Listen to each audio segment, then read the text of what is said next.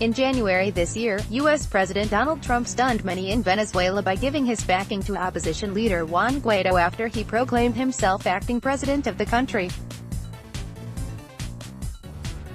Since then, the U.S. has made a series of unprecedented political, economic and diplomatic moves in an attempt to hasten the removal of President Nicolas Maduro. The Trump administration attempted to legitimize these actions by arguing that Maduro's illegitimate government, which came to power due to fraudulent elections, has transformed Venezuela into a failed state and made it the epicenter of a humanitarian crisis with a major regional spillover. For Trump, returning Venezuela into the U.S. sphere of influence is clearly a foreign policy priority on a par with subduing Iran or countering China. But why is the U.S. president so determined to facilitate regime change in Venezuela, and is he likely to succeed? Trump's calculations. The U.S. president has several reasons for trying to get rid of Venezuela's Chavista government, and they have to do with both domestic and international politics. First, Trump wants the United States to have control over Venezuela's vast oil reserves and knows that he cannot achieve this while Maduro's left-wing government is in power.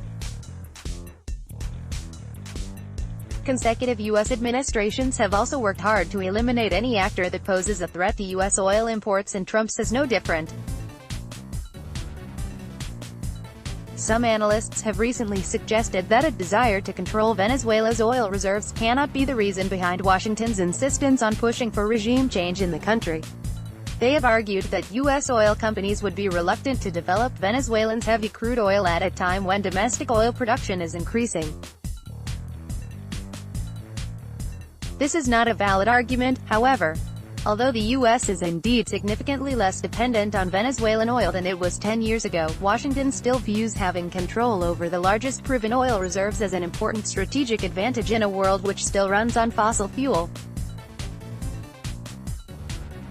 Moreover, there is reason to believe U.S. oil companies are still interested in Venezuela's reserves.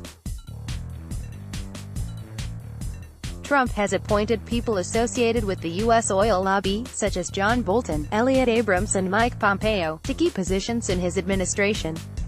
These people, undoubtedly, have in mind the oil industry's interests when they are making decisions about U.S. foreign policy on Venezuela and its support for the opposition. Trump indeed wants the U.S. to have direct say in Venezuela's oil industry, but perhaps even more urgently, he wants to make sure China or Russia does not control this strategic resource.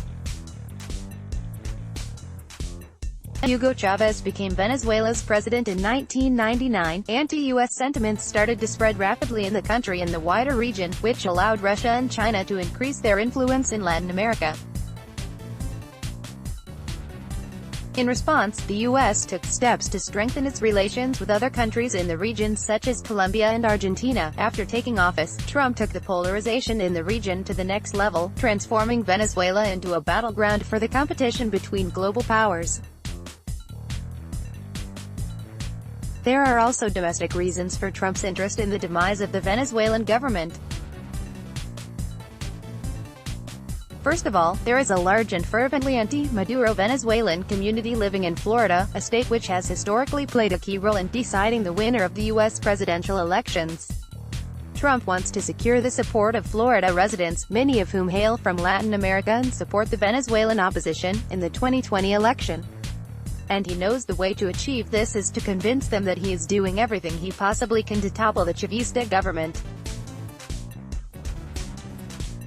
Another reason behind Trump's obsession with toppling the Maduro government is related to the rise of the Democratic Party's socialist wing.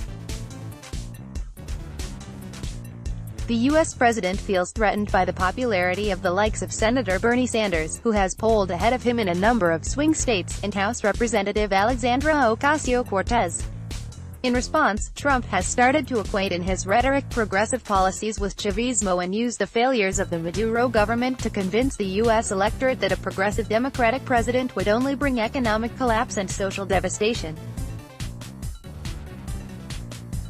Can Trump succeed? After 65 countries, including the U.S., announced their support for Guaido's self-declared presidency, many assumed the Maduro government's days were numbered.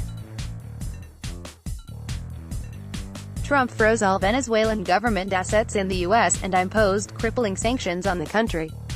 Meanwhile, Bolton warned of potential military action against Venezuela. None of this, however, proved enough to unseat the embattled Venezuelan president.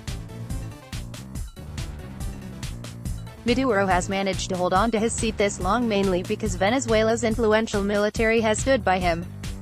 The diplomatic and economic support he received from China and Russia have also helped retain power, and so did to a certain extent the European Union with its affirmation that it would not support any military action against the government, but none of this guarantees the Chavista government's long-term survival. Given his failures in other foreign policy adventures, including his inability to strike a deal with North Korea and to bring down Iran, Trump could still decide to pursue the Venezuela file in order to guarantee his re-election. Earlier this month, he imposed an expansive economic embargo on the country to show the world that he has no intention of giving up. His next step could be signing off on a military intervention.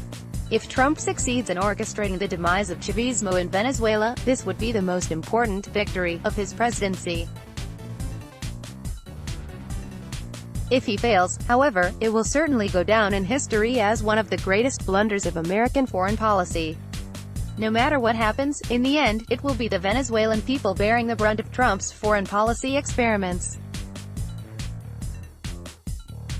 The sanctions have already devastated the country and made life extremely difficult, especially for the country's poor.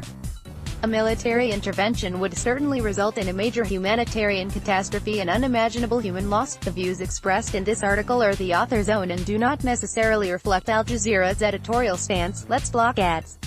Why?